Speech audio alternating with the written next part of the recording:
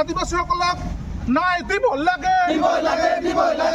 হোৱা ঘটনাক আদিবাসীসকলক ন্যায় দিব লাগে ঘৰ জ্বলোৱা প্ৰতি পৰিয়ালক পুনৰ সংস্থাপন দিব লাগে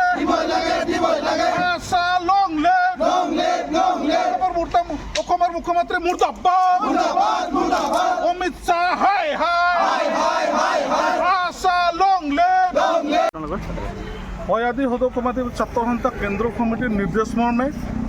যোৱা 19 তাৰিখ আৰু 20 তাৰিখত যিটো ঘটনাৰ কেন্দ্ৰ কৰি যি ঘটনাটো ঘটিছে গতিকে দুৰ্ভাগ্যজনক আৰু তাৰ লগতে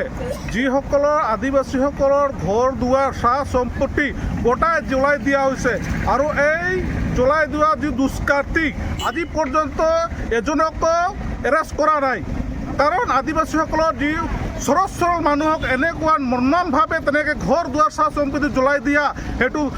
আমি ধিক্কাৰ জনাইছোঁ অসম চৰকাৰ আৰু ভাৰত চৰকাৰ গৃহমন্ত্ৰী যিটো আছে এইটো ফেইলাৰ হৈছে আজিৰ তাৰিখত আদিবাসীসকলৰ ন্যায় দিব পৰা নাই আজি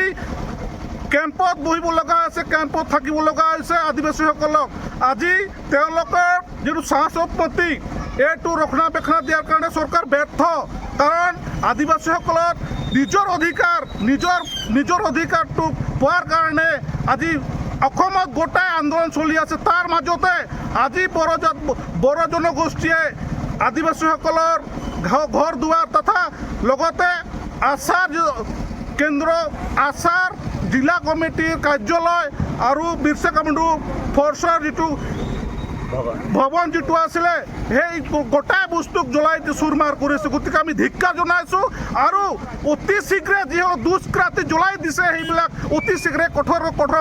এৰেষ্ট কৰি পেলাই কঠোৰতম শাস্তি দিবৰ কাৰণে আমি সদৌ সমাজৰ ছাত্ৰ সন্থা দাবী জনাইছোঁ।